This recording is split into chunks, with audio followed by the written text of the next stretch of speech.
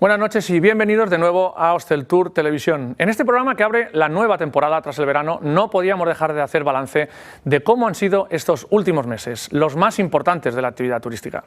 Y lo haremos de la mano de representantes de distintos ámbitos del sector y de la Administración autonómica para analizar aspectos que van mucho más allá de la simple cifra de visitantes. Hablaremos, entre otras cosas, de rentabilidad, hablaremos de empleo, de previsiones para este otoño o este invierno, pero también del modelo turístico hacia el que deben caminar las islas para evitar, por ejemplo, la saturación, sin renunciar, desde luego, a que las empresas sigan creciendo. Un balance del verano como termómetro, además de la recuperación de los diferentes mercados emisores y de las acciones necesarias para seguir atrayéndolos de cara a los próximos meses o incluso para el verano del año que viene. ¿Sabes cuál es la palabra más utilizada en el mundo? Ok.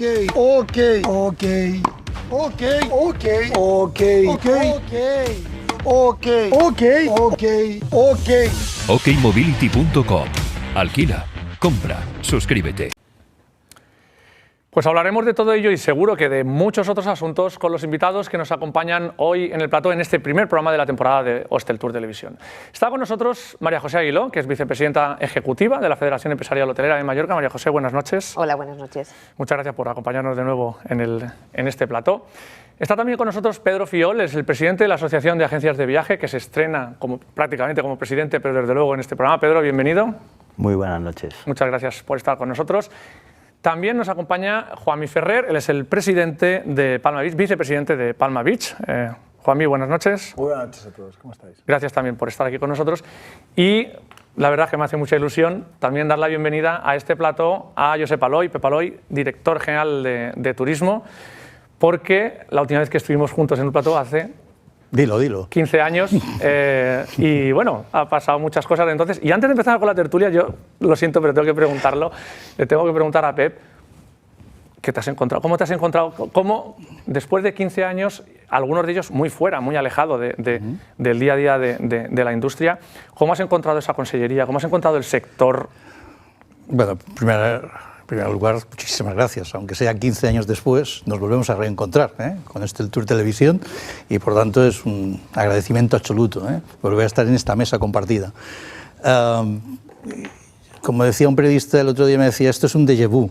Y efectivamente, incluso esta tertulia empieza a ser también un déjà vu. No te preguntaré por la desestacionalización. A ver, mi percepción después de las experiencias por cuarta vez, además, que llego a la casa de la responsabilidad de la Consellería de Turismo. La verdad es que, resumiendo, no, mucho mejor no me lo he encontrado, de verdad. La percepción es que, de este mes y poco que llevo, es que todo es mucho más complejo, más complicado.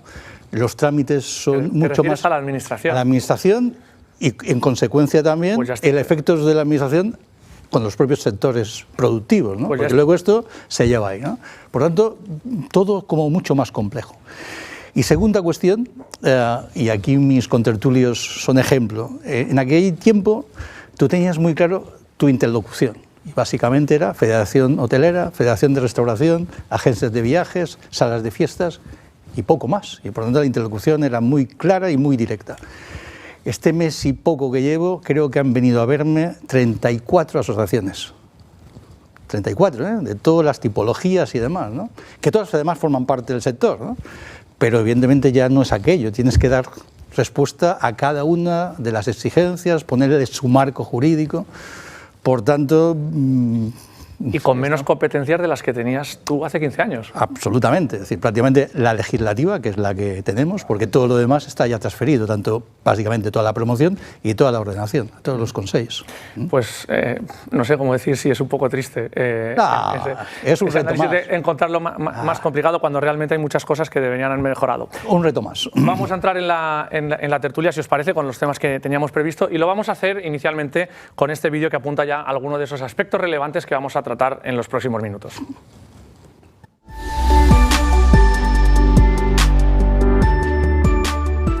Tras acabar la temporada alta 2023, toca analizar los resultados. Se ha puesto mucha esperanza en este último verano, buscando que sea el colofón a la recuperación tras los malos años de la pandemia. En toda España, la actividad turística cerró el segundo trimestre del año con una notable aceleración en el crecimiento, según destaca el último informe de perspectivas de Exceltur.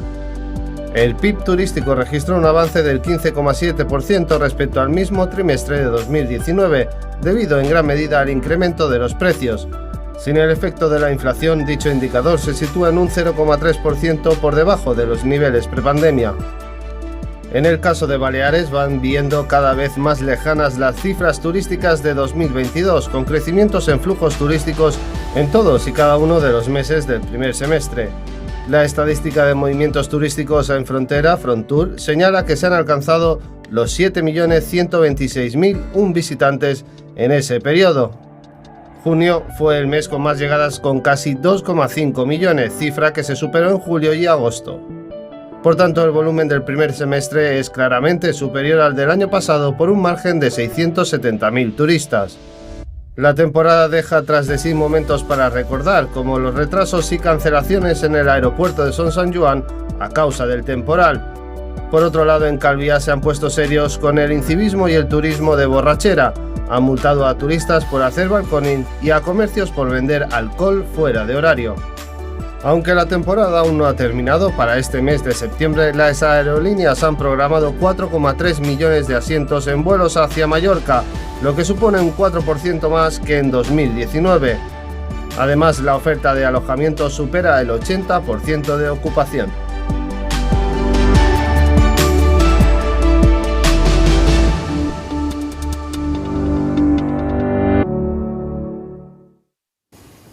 Bueno, son muchos temas que estamos apuntando lógicamente en este primer programa que siempre hacemos a principio de la temporada, pues es interesante. Aunque agua pasada no mueve molino, ¿no? Como solemos decir, sí que es importante tener cierta perspectiva para ver hacia dónde vamos y sobre todo después de estos últimos años que hemos tenido, ¿no? Se puede decir que esta es la primera temporada que realmente se puede considerar como normal. Entonces me gustaría empezar a preguntaros un poco cuál es el balance que hacéis de la temporada de cada uno de vuestros sectores, pero no solo de cada uno de vuestros sectores, sino de lo que habéis compartido también con otros responsables. Pedro, como tú te estrenas hoy, me estreno yo también hablando. Que empezaras tú. Pues mira, por ese balance. La temporada yo creo que va a ser o ha sido muy buena, también todavía quedan un par de meses, pero ha sido una temporada, yo diría que sufrida, ¿eh? Hemos tenido varios parones. En 2019 podíamos hablar de una temporada como más plena, todo más fluido, y en este momento realmente que hemos tenido pues esa sensación de que nos costaba más colocar nuestro producto en nuestros mercados emisores. Y yo creo que está empezando a hacerme ya mucho el tema de lo que es la guerra de Ucrania, esta subida de consumos que afecta al carburante. Entonces, claro, teníamos que darle una vuelta más para intentar hacer un producto lo más atractivo posible, a fin de tampoco desfasarnos y hacer una oferta turística sobredimensionada. Luego también esta inflación sostenida, el tipo de interés, todo esto ha hecho que esta temporada no haya sido fácil. Los resultados van a ser buenos, pero la hemos tenido que luchar. Entonces, bueno, lo dejo ahí y bueno, no sé qué pensarán mis compañeros, si ellos también han manifestado un poquito lo mismo. Pues ahora seguro que nos lo va a decir Juanmi, por la doble perspectiva tuya en este caso, ¿vale? Por la parte de restauración, pero si quieres también de la zona concreta en la que tú también te mueves. A ver, es una temporada agridulce. A nivel de restauración, todas las zonas de España que estamos en contacto con ellos a través de la Hostelería de España no ha sido lo que esperaban o las cifras que manejaban en el mes de marzo o de abril, donde veníamos de una temporada excelente que fue la del año pasado, y esta temporada podríamos decir que en comparación, pues lo pusiéramos con un paragón de vino, sería muy buena, pero no excelente. A esto hay que contribuir el hecho de la inflación que ha surgido, que ya venía con una inercia, pero no esperábamos que iba a apretar tanto. Nadie se podía esperar que la botella de aceite tuviera geeks o gadgets de casi bolso de Hermès o de Louis Vuitton en los chistes diciendo estamos hablando de aceite a 10 euros. Claro, esto en restauración va a restar muchísimo, va a mermar muchísimo los beneficios. En cuanto a zona turística o Playa de Palma, en cuanto a zona madura, ha sido una temporada que llevamos una geometría escalando el exceso de una forma ya que difícilmente podemos controlar, debido a que estamos recibiendo los frutos de los últimos años de no haber podido controlar el fenómeno. Por lo cual, esperemos que, yo creo que ahora se ha sido consciente, se está viendo que de alguna forma viene a ser un poco el termómetro de Mallorca, el que en las zonas maduras haya un control y que de alguna forma reeduquemos al cliente que nos visita, y esto redunda en positivo al resto de las islas. Por lo cual yo creo que esta lección ya está aprendida y creo que se van a tomar medidas para que de cada vez podamos tener algo más longevo, con futuro, y que podamos tener una visión a medio y largo plazo de 10, 15, 20 años con un plan estratégico que nos siga dejando a las empresas poderle ganar dinero a esa zona. María José, al final el termómetro hotelero siempre es la referencia. Para bien o para mal, son las grandes cifras, los grandes volúmenes y lo que marca también un poco la diferencia incluso por zonas. ¿Cuál es el balance, un poco como punto de partida de esta charla que compartes? Bueno, yo diría que todavía desde Federación Hotelera no queremos hacer balance porque queda temporada y sobre todo porque nos gusta tener la perspectiva de ver cómo ha evolucionado el conjunto del año, sobre todo cuando llevamos varios ejercicios haciendo un esfuerzo importante por iniciar la actividad de una forma más temprana.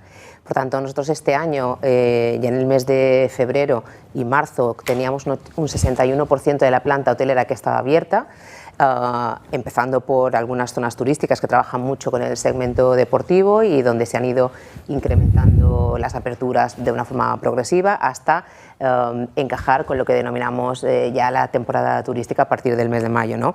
Creo que, como decía Pedro al principio, ha sido una temporada o va a ser una temporada cuando acabemos la actividad, que va a ser una temporada, yo diría, buena.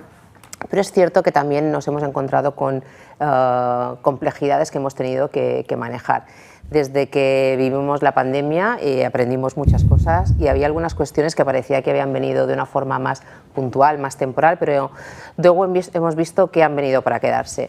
Y sobre todo lo que hemos tenido que hacer los empresarios ha sido a moldarnos y a gestionar la incertidumbre y la volatilidad. Y eso nos ha obligado a hacer unos esfuerzos mucho más intensos en las operativas. Desde luego, todo el tema del incremento de los costes pues va a tener, lógicamente, una repercusión a nivel de rentabilidades, pero creo que en el caso de las Islas Baleares y concretamente Mallorca, estamos muy bien posicionados por un trabajo que hemos hecho a lo largo del tiempo y creo que nos hemos recuperado mejor que otros territorios españoles, sobre todo respecto a lo que es la demanda internacional, con lo cual creo que se recogen los frutos de un trabajo bien hecho, lo cual no quiere decir que sigamos teniendo campos de mejora en los propios establecimientos, pero también en el destino turístico, que es donde se desarrolla la experiencia de viaje del turista. Gracias. Pep, recoges un poco todo esto porque al final sí representas la totalidad de los sectores, o has tocado, ya dices que te has reunido con 34 asociaciones distintas, con lo cual... Y muchas más. Y más. Pero, pues seguro que ya te han trasladado un poco ese primer balance. Vamos a ver, la percepción de todos los demás asociaciones y demás están en el mismo nivel que los tres representantes de la mesa. Lo que sí es cierto es que mi percepción personal, antes de mi incorporación a la responsabilidad pública, es que en principio parecía que los indicadores no eran de lo más positivo, los indicadores de hace medio año. La guerra, la inflación, que hablaba Pedro, pero otros también, ¿no? La situación en Alemania tampoco nos indicaba que, sino todos estábamos un poco preocupados porque en aspecto general los indicadores no eran nada positivos. La verdad es que con todos los matices, acabo de tener los datos sacados del horno de este semestre, y la verdad es que al final la conclusión es que es un poco mejor de lo esperado, con todos los claroscuros que hablaba María José y demás, pero simplemente hablar de que en llegadas en relación al año pasado del primer semestre hay un aumento del 9%, en gasto turístico, que es, yo creo que lo más importante, en estos momentos estamos en relación al año pasado un aumento del 12,3%. Es verdad que con todo lo que supone además luego el tema de los costes, porque, como siempre os he dicho, las notas a final de curso. Por lo tanto, vamos a plantear también el análisis definitivo de la temporada cuando acabe definitivamente la temporada. Otro factor importante, que es una de las cosas que en todos y cada uno de los sectores en los que hemos estado, en cada una de las islas, el tema fundamental de preocupación es empleo, formación y personal. Estos son los puntos en estos momentos en que todos y en todas las islas es la máxima preocupación. Decir esto además cuando la afiliación en el sector ha aumentado un 7%. Por tanto, en principio los indicadores objetivos hacen pensar que va a ser una buena temporada. El único indicador que cada año además se va reduciendo es justamente la estada media, que cada año nos va reduciendo. En este semestre se ha reducido en un menos 6,1%. Y esto es un goteo que hace que nos planteemos toda la estrategia también con otro tipo de, tanto en lo que es todo el proceso de demanda, pero también adaptarnos la oferta pues a estas mucho más reducidas, mucho más especializadas, fuera de temporada, que es el trabajo que vamos a tener que hacer estos próximos años. En esa primera intervención que hacías, Pep, un poco en broma, ¿no? Yo te decía, no te preguntaré por la desestacionalización, pero creo que sí que tiene un poco de sentido con la perspectiva incluso que nos da la visión que tú nos puedes traer ahora, porque a veces, ¿no? Como decías tú, María José, queremos esperar un poco porque siempre hemos querido empezar un poquito antes, alargarlo un poco, pero realmente cuando lo ves ya con el prisma o con el teleobjetivo, ¿no? de lejos, sí ha habido un viaje en ese sentido. Baleares ha conseguido realizar ese esfuerzo por parte del destino. ¿Qué opinión te merece? Y ahora también lo abro un poquito. Cuando tú decías, María José, queremos empezar antes, habéis empezado antes este año, se prevé un cierre más tardío de lo que ha sido en los últimos años. ¿Eso va a ser una de las cuestiones que se mantengan, que ya se puedan decir estructurales por nuestra parte? ¿O crees que va a poder volver a haber un paso atrás en la desestacionalización? Fruto del pico de demanda que hemos tenido, lógicamente, que al final... Si nos acordamos aquellos tiempos, aquello era un reto muy lejano, y la verdad que cada vez la temporada es mucho más amplia. Yo además que viví el nacimiento, sobre todo en lo que eran los pequeños hoteles de ciudad, hace 20 años. Yo la verdad es que en aquel momento encontraba que era un producto complicado, básicamente por la cantidad de plazas. Palma no es la ciudad que tenemos ahora, que además la vamos a mejorar muchísimo más. Pero la verdad es que en según qué zonas, básicamente la ciudad de Palma, ha habido una transformación absoluta en cuanto a que hablamos prácticamente de ocupaciones de todo el año, a unos precios medios importantes y con una serie de productos de excelente calidad. Por tanto, yo creo que estamos en la buena dinámica de poder ir mejorando, siempre y cuando esto venga también de la mano de las administraciones, para que podamos poner recursos, infraestructuras que ayuden también a que el destino también pueda ser y se pueda perdurar durante todo el año. Y luego también la creación de experiencias público-privadas para que también el visitante pueda tener ocasión también de tener estas actividades porque la conectividad al final hemos visto que acaba llegando. Bueno, yo creo que lo que ha comentado Pep ha tocado un punto fundamental que nosotros siempre ponemos sobre la mesa. Es decir, yo creo que los empresarios han tenido siempre una visión de desarrollo de producto que pudiera ser factible para tener una oferta mucho más diversificada, con apuestas en algunos momentos de riesgo, porque con algunos productos decían, oye, esto no sé si les va a salir muy bien la aventura, pero lo cierto es que nosotros, como decíais antes, ¿no? En algunos momentos hemos abierto los establecimientos sin saber si íbamos a tener clientes, y me estoy refiriendo a un pasado bastante reciente, ¿no? El año pasado estábamos en plena Omicron y los establecimientos estaban abriendo sus puertas porque había que tener la actividad abierta. El mensaje a los mercados tenía que ser: estamos operativos, estamos preparados para recibirlo. Lo que pasa es que en muchas zonas, Palma yo creo que no se puede equiparar al conjunto de Mallorca, tiene una especificidad única y unas condiciones únicas que le permiten esta operativa durante todo el año, ¿no?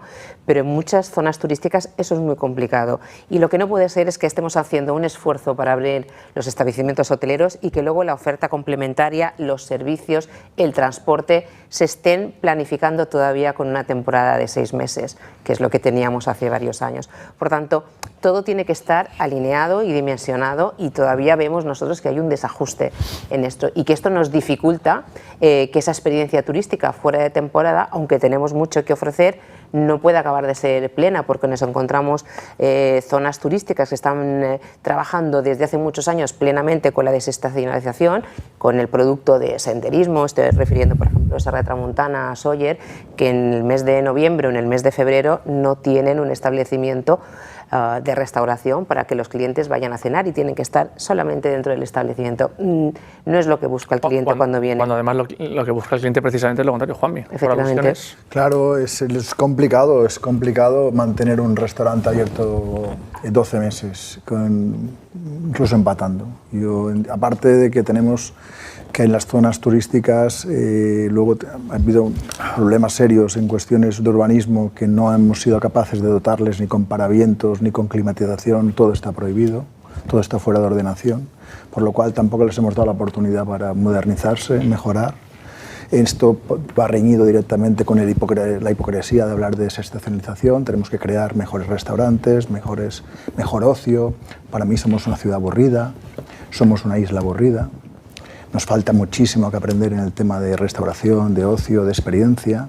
Y creo que las personas se llevan el recuerdo en una celebración, en un Instagram, en un TikTok, en una buena compra. Las experiencias se hacen en una mesa. Hablaba con Madrid y hablaban de le preguntaba al alcalde cuál era su trigger o percepción de cuál era el mayor mercado que le venía de clientes o de turistas de fuera. Me dice la cultura y el segundo la gastronomía. Me dice, pero Juan, la cultura y la gastronomía van juntas. Vas a ver el Prado, pero después te vas a comer o cenar. Yo creo que el ejemplo de Madrid, como otras ciudades, son ejemplos de ver cómo zonas concretas de la ciudad se les ha dado una libertad con la convivencia de los vecinos y de la zona en total para que sea un win-win para todas las partes, no que sean de extremis, tantos de restauración como de propios vecinos. Aquí todo es muy delicado, aquí todo el mundo es el ombligo del mundo, por lo cual nos hemos cargado incluso zonas que tenían pintorescas, como por ejemplo haya sido la Lonja. La Lonja era una experiencia que en noviembre, en diciembre, en enero te puede aportar un plus, porque eran varios locales. ¿Qué pasa? ¿Que después se puede deteriorar con un tema de música? Pues erradica el de la música, pero no una zona en concreto. Lo mismo con muchísimas zonas de Palma y con muchísimas zonas turísticas. Por lo cual yo creo que tenemos que hacer una autorreflexión, autocrítica, de ver qué demanda hay en el mercado, ¿y cómo podemos ser mejor que otros destinos? ¿Qué podemos aportar que enriquezca esa experiencia con una muy buena conectividad aérea o mejorándola con unos hoteles abiertos que nos apoyen, nos ayuden? Pero esa experiencia del cliente que viene a un destino. Viene a un destino y a través del hotel repite, fideliza y tiene unas experiencias fantásticas, pero viene al destino. O sea, uno de los ejes que nos hemos planteado a nivel de gobierno, y especialmente, yo no solo hablo de la Consellería de Turismo, porque sobre todo hay una gran capacidad competencial que depende de los consells. Tanto todo el tema de control, inspección, sanción, en estos momentos está en manos de los consells. Y yo creo que hay una palabra clave, que es la convivencia. Tenemos que trabajar para la convivencia, porque si no es imposible la cohabitación si no planteamos convivencia. Y en este caso, si no lo analizamos y de alguna manera podemos aquellos recursos para que esta convivencia no pase a situaciones de mala convivencia, y por tanto yo creo que es fundamental volver a aquellos principios históricos también de aquellos usos exclusivos. Cuando empiezas en según qué zonas a ir mezclando usos, llega un momento que creas problemas, porque creas un problema de cohabitación, ¿de acuerdo? Por tanto, yo soy históricamente partidario que lo que ha hablado Juanmi, del tema del urbanismo. El urbanismo tiene que ser poner medios para que esta convivencia sea una convivencia respetuosa. Y en este caso, que el vecino pueda tener una vida, pero que la empresa, sea de ocio, sea hotelera, también pueda tener esta propia convivencia. Cuando vas empezando a mezclar estos usos, tarde o temprano vas a tener problemas. Por tanto, tenemos que volver, no sé si al histórico uso exclusivo o un uso principal, y sobre todo, una vez que esté claro el marco de convivencia, luego sí poner todos los medios de control y sanción. Y a veces hay que empezar a plantear que en según qué cosas no basta una sanción económica, ¿eh? Porque las sanciones económicas, o no solo la sanción económica, porque aquí tenemos un tejido que a veces es difícil, muy difícil encontrar al responsable, porque él también ha empezado a entender que dentro de su cuenta de resultados le sale más a cuenta pues tener una partida para posibles sanciones y siguiendo la actividad permanente. Pero cuando hablas de ese marco de usos exclusivos y choca frontalmente con una legislación europea, por ejemplo, en la que el alquiler vacacional, pues bueno, al final se está dando una situación como la que se está dando, en la que no hay mayor impacto en la convivencia, como dices tú, que el alquiler vacacional, y cómo eso acaba repercutiendo en las zonas turísticas y en la experiencia. Por no hablar de la colaboración público-público, porque se habla de la colaboración público-privada, pero la público-público... Fundamental. A ver, hay cuestiones además que la historia se las ha comido y por tanto volver a replantear al final puramente el uso exclusivo, la unidad de explotación como había un tiempo, por normativa europea y porque además la realidad la ha superado, ¿no? Por tanto, lo que tenemos hay que intentar ordenar lo que tenemos, ¿eh? Pero sobre todo ordenar, sobre todo en mi competencia, lo que es turístico. Porque muchas veces el problema que tienes en la normativa es que en esta comunidad el planteamiento es que como todo es turístico, todo tiene que ser turístico. No, solo es turístico aquello que uno pueda medir, que pueda controlar, que pueda inspeccionar y que pueda sancionar. Porque ¿para qué voy a hacer una normativa? Que tenga un cena, ¿eh? Porque no, luego el problema es quién controla esta normativa. Yo lo que tengo que hacer desde el punto de vista legislativo es poner herramientas, en este caso de control, de inspección y de sanción, para que en este caso los órganos competentes, que son los consells y los ayuntamientos que tienen que adaptar sus normativas, tengan primero recursos.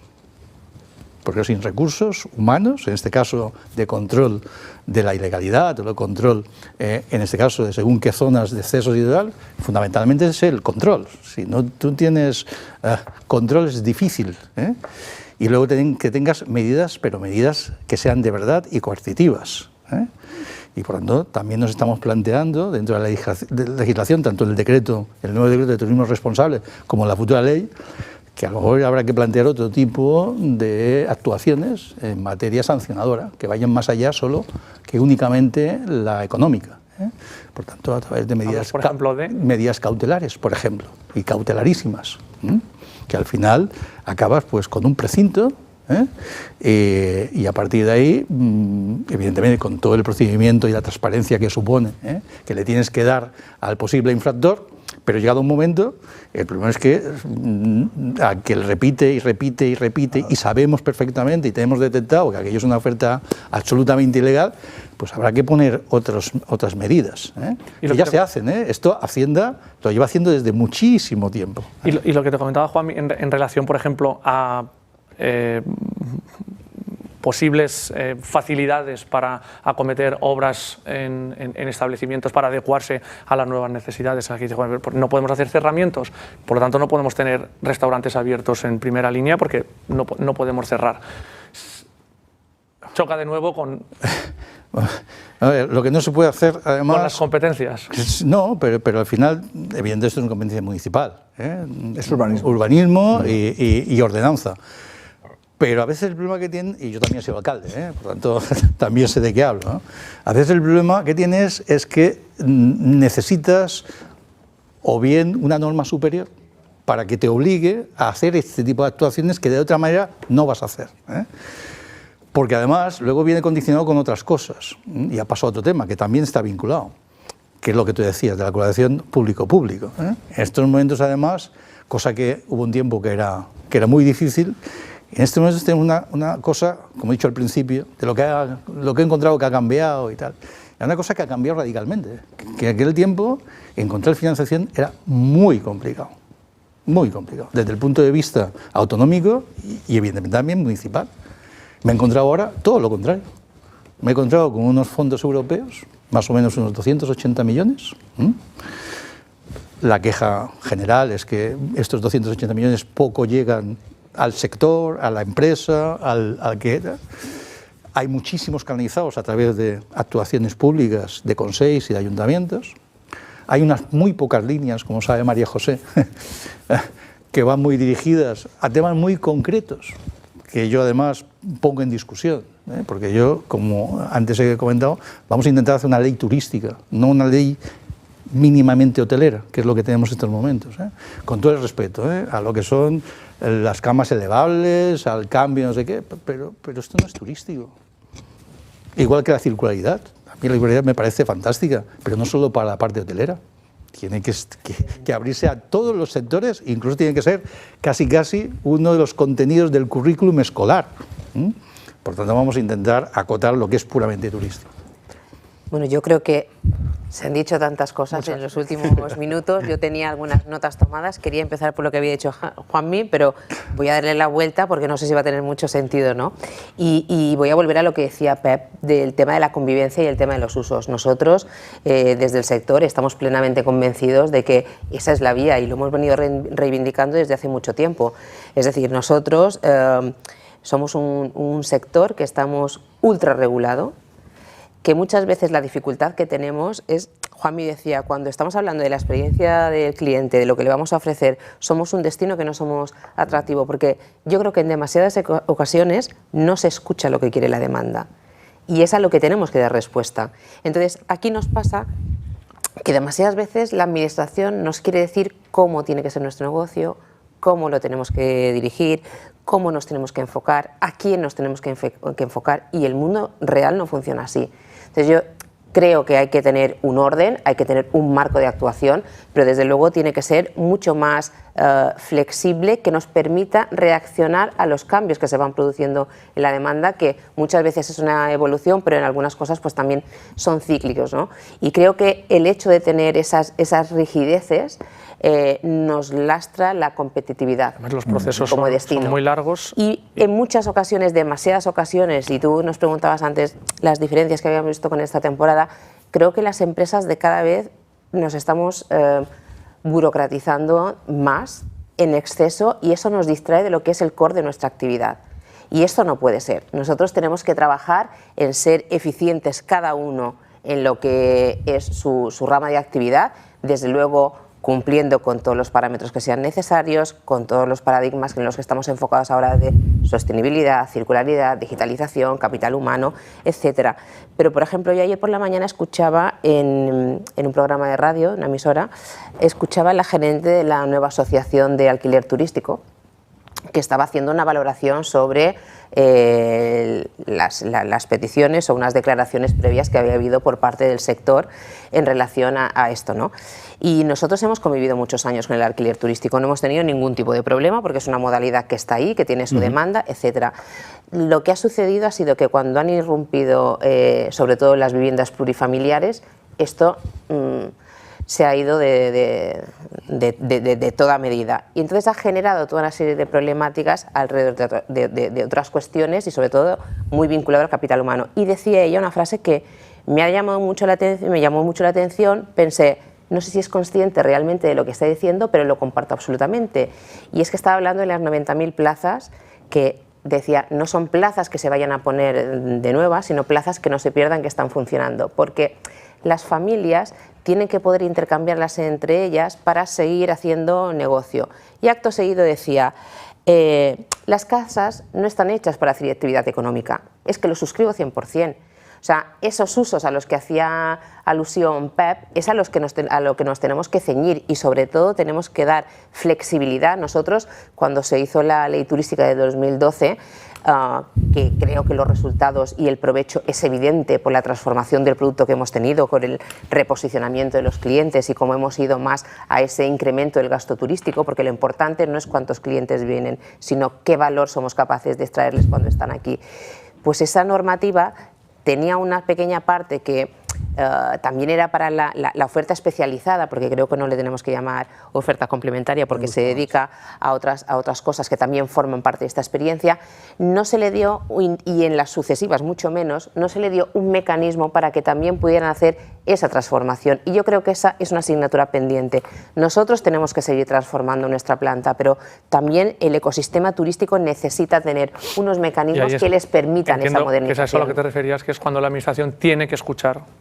Efectivamente. demandas de la... Yo a raíz un poquito de lo que decía María José, es que ¿qué estamos ofreciendo a nuestros mercados internacionales en temporada baja cuando vienen a una Mallorca, a unas Islas Baleares prácticamente desoladas, donde no hay oferta complementaria, pero es que tampoco tienen ayuda público-privada? Es decir, es verdad que se están haciendo algunas maratones, algunos actos deportivos, pero no es suficiente. Es decir, por parte de los ayuntamientos yo pienso que aquí hay mucho trabajo por hacer para intentar ayudar a este sector privado a que pueda mantener sus establecimientos en pie, que quizás con algún tipo de deducción, porque si no, imaginaros, vosotros, exactamente, vosotros iríais a un lugar donde realmente cuando salgáis del hotel no vais a tener absolutamente nada. Yo como agente de viajes no voy a ofrecer este producto. Entonces lo mismo pasa en nuestros mercados internacionales.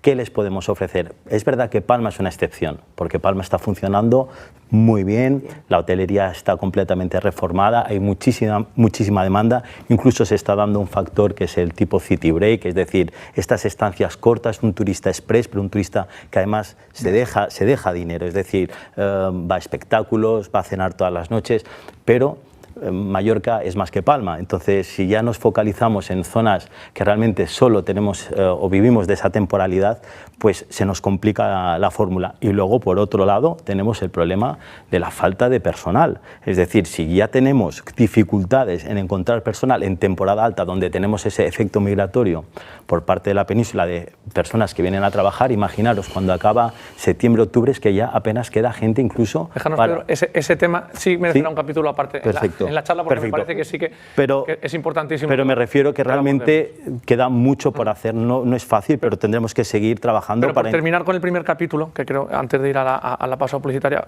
Juanmi, creo que esto que estáis diciendo, en el caso, por ejemplo, de Playa de Palma, es paradigmático de eso, porque al mismo tiempo hemos visto una transformación espectacular hacia la calidad, con hoteles que en Playa de Palma era impensable hace 15 años, la oferta hotelera de Playa de Palma a día de hoy, seguramente cambio radical. No te la puedes imaginar, y al mismo tiempo ha habido un viaje para abajo también, con un posicionamiento y una visibilidad de algunas actividades complementarias. A estas sí las podemos llamar complementarias, porque desde luego no son positivas, que están tirando el producto para abajo. Claro, en Playa de Palma la inversión ha sido, sin lugar a dudas, hotelera, y le ha seguido la restauración, y ahí se ha quedado. Falta todo: comercio, infraestructura, inversión, transporte, conectividad, o sea, se ha quedado ahí.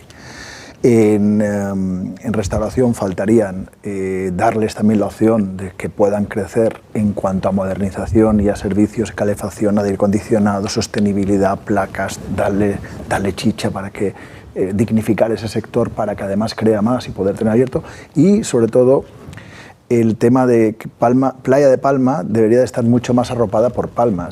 Sigue estando en Palma, pero no deja de ser un polígono turístico. Para Palma es una gallina de los huevos de oro, que recauda, que crea problemas, que crea ruido, con pocos vecinos censados, y de alguna forma se abandona esa zona cuando tendría que estar hiperconectada muy velozmente por parte de Palma, y tendría que ser la playa de Palma, como lo es en Barcelona, y como lo es en Tel Aviv, como lo es en Miami, y como lo es en cualquier ciudad moderna, que tuviendo la bondad que tiene de esa naturaleza que tenemos, de esa playa tan exquisita, tan cerca de Palma del aeropuerto, no seamos capaces de explotarla 12 meses al año.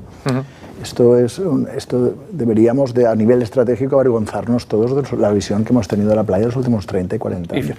Y más, especialmente en los últimos años, especialmente, donde se habla, pero no se hace nada. Pensad que en Playa de Palma nos ha puesto una baldosa en los últimos 30 años. Una baldosa. ¿Quieres cerramos este capítulo? Sí, dos matices. Uno, que lo has introducido tú. Lo he introducido yo, pero lo enlazo con una cuestión, y es saber si lo que ha dicho María José, esa ley del año 2012 que permitió un salto cualitativo en la oferta hotelera, se puede extrapolar a las otras actividades, y puede ser ese el gran reto de la nueva ley turística, de la que seguramente sabremos mucho en los próximos tiempos, pero puede ser la palanca sobre la cual se transforme. Esta y alguna más. No todo se arregla desde el punto de vista legislativo. Te crea un marco, pero hay mucha más que un marco. Tienes 2 minutos y nos vamos a punto. Muy rápido. Primero, un poco lo que decíamos. Yo viví el primer proyecto de reconversión de la playa de Palma, y esto hace 15 años. Esto ya va para los 25. Y aquel documento, que por cierto no costó absolutamente nada, porque lo hizo el equipo propio, arquitectos, ingenieros y demás, por cierto, entre otros autores, el actual alcalde de Palma. Y la 101 más igual. Luego vino la 101, luego vi un consorcio, pero al final ni una baldosa. Lo viejo. Pero a mí lo que no puedo es justamente lo que decía antes, porque me he quedado solo con los planes y los proyectos europeos. Pero luego tenemos una cosa que se llama impuesto de turismo sostenible, que son 140 millones anuales, Ni un duro. que teóricamente tenían que ir, porque además así lo decía la ley, a temas medioambientales y fundamentalmente a temas turísticos. ¿Ha llegado algo a la playa de Palma? ¿Lo recaudan las zonas turísticas? No ha llegado un duro. Nada. Por esto vamos a hacer un cambio absolutamente radical. Pues, ¿quieres que profundicemos en esto? Perfectamente. Vale, pues te tomo la palabra, volvemos enseguida. Antes de ir a la pausa publicitaria, sí vamos a escuchar la píldora legal, de Boades Legal, en este caso es Gabriel Boades, que nos va a hablar de los conflictos en la intermediación turística, que también ahí tenemos algunas cuestiones que debatir.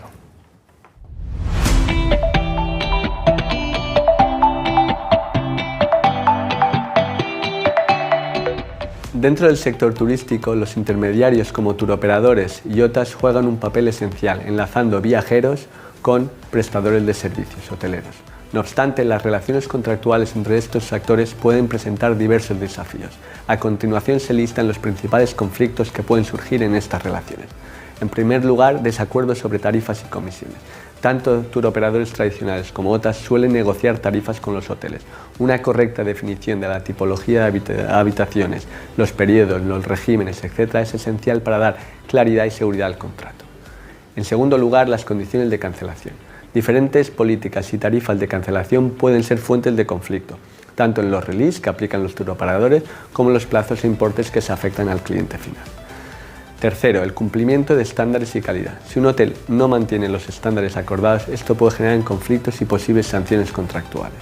El cuarto es el overbooking, ya sea debido a fallos de sincronización del sistema o reservas excesivas. El overbooking es un problema recurrente que puede derivar en discusiones entre los diferentes actores. El quinto es la paridad tarifaria. Las cláusulas de paridad tarifaria limitan la capacidad y flexibilidad de los hoteles. Gran número de conflictos, principalmente con OTAs, derivan de la venta directa por importes y o descuentos diferentes a los acordados. El sexto es la exclusividad. Tanto turoperadores tradicionales como OTAs pueden buscar acuerdos exclusivos, limitando la capacidad del hotel para trabajar con otros socios. Y el séptimo, el pago y condiciones de crédito. Los términos de pago, las fechas límite, las condiciones de crédito, si no se definen claramente, pueden ser fuentes de disputa. Para evitar o minimizar estos problemas contractuales, es esencial que todas las partes involucradas presten especial atención a la redacción y revisión de los contratos, asegurándose que sean claros y justos y detallados. La comunicación regular y abierta entre las partes también puede ser crucial para resolver cualquier inquietud o malentendido antes de que se convierta en un problema mayor.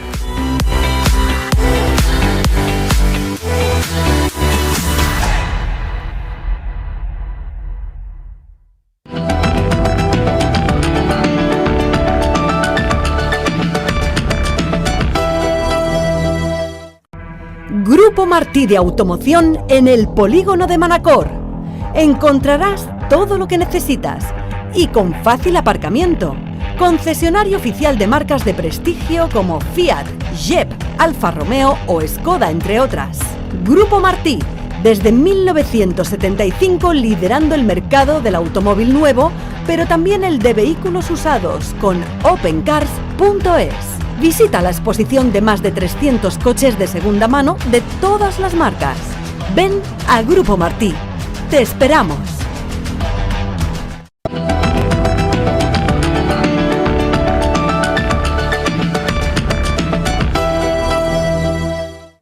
Seguimos en Hostel Tour Televisión, seguimos con la tertulia, pero antes de continuar con esa charla tan animada que teníamos, vamos a escuchar la primera de las píldoras de esta semana, de las píldoras de datos, la que nos trae en esta ocasión Javier Soriano, el CEO de Gonetics, que nos va a trasladar unas cifras en torno al balance de la temporada que estamos ya prácticamente terminando.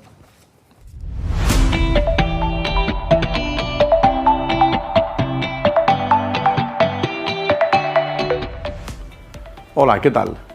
Hoy queremos dar unas pinceladas sobre una serie de características que han tenido y están teniendo las reservas para esta temporada. Lo centramos en 3 puntos. evolución en la formalización de reservas, oscilaciones de ADR y flexibilización en las tarifas. Formalización de reservas, uno de los indicadores que más hemos monitorizado para entender los diferentes patrones de demanda. En este sentido, sí hemos vuelto a ver mayor previsión en mercados internacionales, situándose en mayor cantidad en una horquilla entre 25 y 45 días de antelación. Se ha reducido en general el impacto de último minuto, no tanto en el mercado nacional, donde el comportamiento ha sido similar al año anterior, pero referente a las reservas de último minuto sí hemos continuado observando tendencias más marcadas en destinos competidores. En cuanto a ocupaciones, teniendo en cuenta las diferentes temporadas y meses del año, dependiendo del perfil del hotel, etcétera, etcétera, la ocupación oscila entre un +2 y un +4%. Oscilaciones de ADR.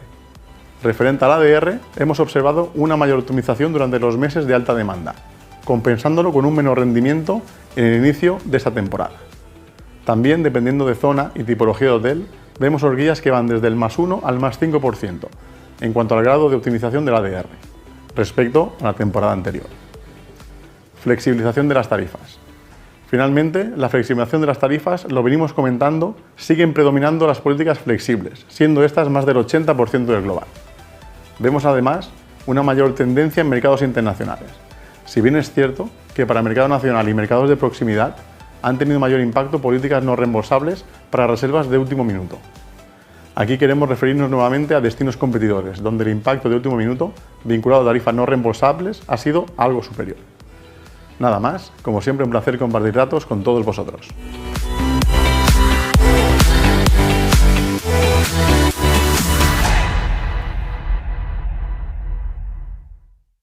Y vamos ahora con la píldora de datos de Travelgate, en esta ocasión la que nos trae Susana Alonso Casali, que es la Business Development Director y que nos va a hablar de las tendencias turísticas de España durante los últimos meses.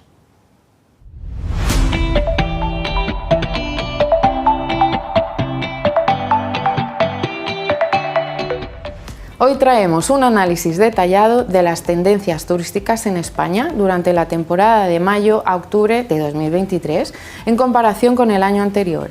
Comenzamos con los datos más destacados. Observamos los cambios en las reservas hoteleras en las principales comunidades autónomas de España.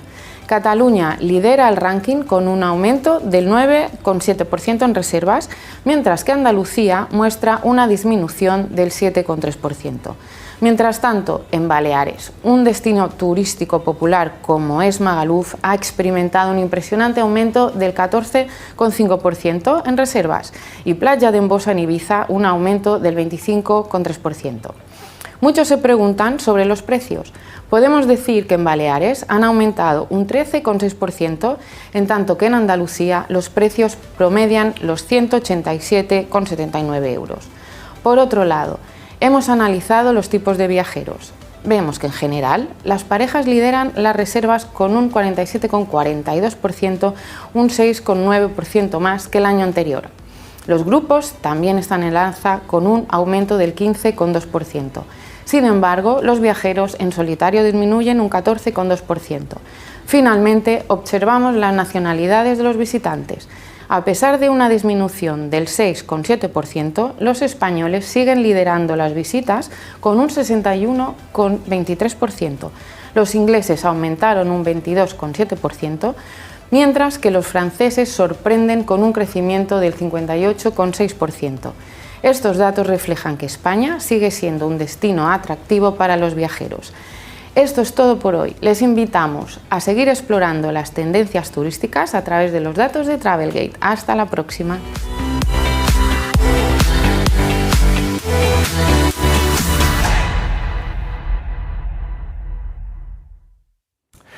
Seguimos en la tertulia de Hosteltour Televisión. Le habíamos dejado, Pep, en esa vuelta que le quiere dar al impuesto de turismo sostenible, pero antes de tu intervención me gustaría, sí, muy brevemente, para los 9 minutos que nos quedan, que las intervenciones sean un poquito más breves y más rápidas, y me gustaría preguntar en este caso a la iniciativa privada, a la parte privada, ¿qué es lo que vosotros esperaríais del ITS, del impuesto de turismo sostenible, cuando realmente estaba pensado para ser un impuesto finalista y luego, como bien decíais, pues bueno, al final esos 140 millones de euros se han estado destinando a otras cuestiones que podrían haber tenido un mejor uso turístico?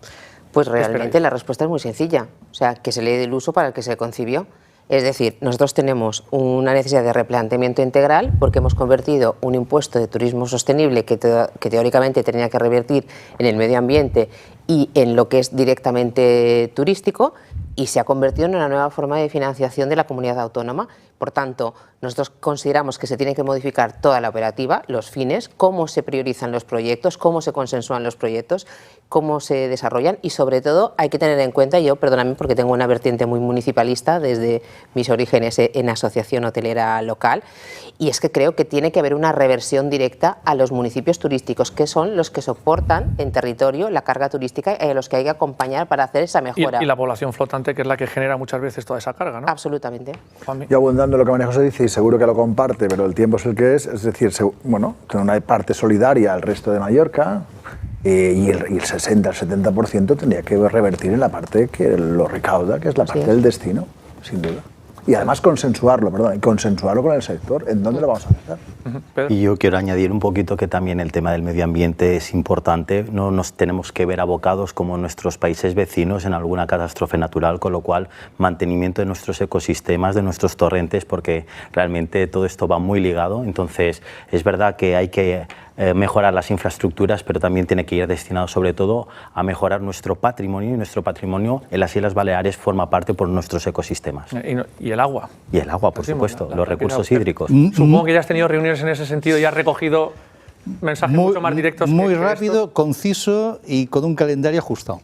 En estos momentos, el 23 recoge 27 propuestas de actuación. Y digo propuestas porque no son proyectos, ¿eh? Alguno, como el que se vende como proyecto, al final son 4 hojas, ¿eh?, vinculadas a una financiación de 30 millones, que es el tren, la ampliación del tren de Manacor a Artà, ¿eh?, que a mí me parece perfecto que haya, o no lo sé, pero me parece muy bien. Pero en este caso, quien lo tiene que asumir es un plan ferroviario, que lo va a asumir una parte del Estado, una parte de la comunidad autónoma, o bien un proyecto por casi 14 millones de un edificio en el campus universitario, que también parece fantástico que esté, pero en este caso que lo cubra, en este caso, los fondos propios que vendrán a través de la Consejería de Educación y Universidades. Por tanto, inmediatamente lo vamos a poner en marcha. Hemos analizado los 27, hay 12 que no van acompañados de proyecto y que no están en la línea de la finalización que tiene que ser el impuesto de turismo sostenible, y por tanto no están en sus objetivos. Por tanto, vamos a crear una nueva bolsa a partir de esta renuncia a estos 12 ideas, y este mismo año ya lo vamos a canalizar a aquellas actuaciones que van dirigidas. Temas medioambientales, básicamente el ciclo de agua, que es fundamental. Actuaciones concretas a través de los ayuntamientos en las zonas maduras, y vamos a plantear ya una propuesta para el siguiente año, recaudación del 24, en que vamos a priorizar absolutamente estas líneas de actuación, medio ambiente, ciclo de agua, zonas maduras, reconversión e infraestructuras turísticas, y vamos a incorporar otro tema que para mí es fundamental. Vamos a posibilitar que una parte, un porcentaje, retorne a aquellas zonas en que generan estos ingresos. Fundamental. Bueno, parece que se han escuchado por lo menos, pero yo querría preguntarte, ¿va a haber algún tipo de interlocución, algún tipo de consenso con la iniciativa privada a través de algún tipo de comisión público-privada para la valoración de las, no digo para la ejecución, pero sí para la valoración de las propuestas que se presenten y que realmente tengan sentido, no sé si a través de las federaciones, de las asociaciones? Vamos a cambiar el sentido que hay ahora. Ahora hay una comisión ejecutiva, que es la que en principio plantea los proyectos que llegan, y luego hay una asamblea que decide definitivamente a las propuestas del Ejecutivo. Vamos a hacerlo al revés, ¿eh? Vamos a hacer una comisión, en que esté Govern, Consells, en este caso a través de los ayuntamientos, la FELIP y el sector, y que determine cuáles son aquellos ejes estratégicos para, en este caso, el próximo año 24. Y a partir de aquí, luego, será la comisión y la asamblea que decidirá de todo el conjunto de proyectos o propuestas cuáles se encajan. El comité ejecutivo en realidad no funcionaba así. No, ya, por eso. En realidad el comité ejecutivo llegabas y los proyectos estaban allí. Eso mismo. No era un organismo de debate y decisión, que es lo que nosotros reivindicamos. Esto es lo que vamos a... Amenes varios, absolutamente amén. Pero la pregunta sería, ¿qué se ha hecho en estos últimos años?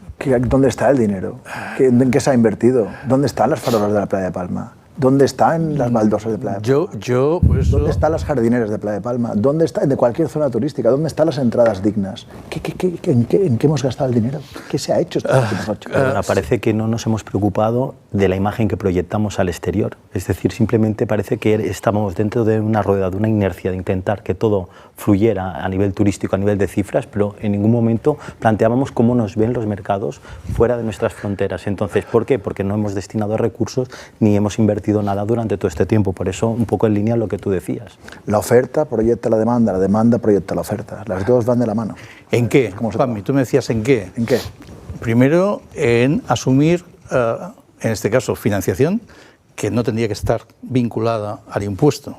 Tendría que venir del presupuesto general, en este caso la comunidad autónoma, ¿vale? Por tanto, esto es un impuesto finalista. Esto no tiene que ir a una bolsa común. Y esta bolsa común que en base a necesidades, que hay muchas, yo las comparto, lo he dicho antes, si un tema de transportes, un tema de educación, pero vamos a buscar las líneas de financiación que vayan a eso, no a través de un impuesto específico y finalista como es el impuesto de turismo sostenible. Esto es uno. Y dos, un poco lo decía Pedro, ahí hay un tercer nivel que también hay que tener muy en presente, que es que convendría explicarle al que ha pagado qué hemos hecho con su dinero.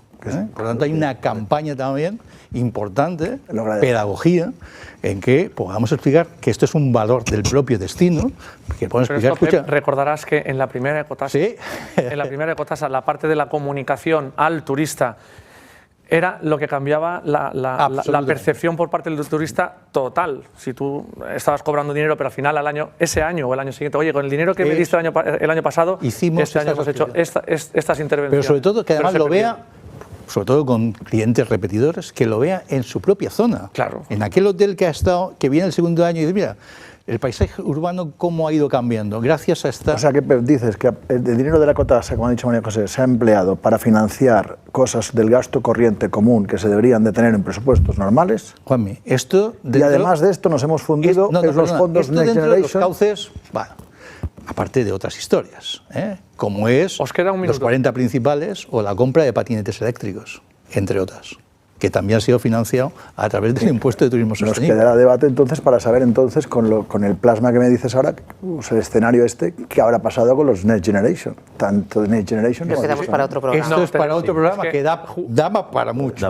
Justo lo que os iba a decir, porque hay un tema que es muy importante, que es la nueva ley turística, que sí te emplazo, Pep, si te parece, a un día analizar en profundidad aquí, acompañado de la iniciativa privada en sus distintas representaciones, pero que sí lo abordemos para saber cuáles son las líneas maestras en las que queréis intervenir. Tendrá que ser después de esas reuniones que tú ya estás teniendo que finalizarás para establecer un rumbo, ¿no? Entiendo. Como siempre, a vuestra disposición.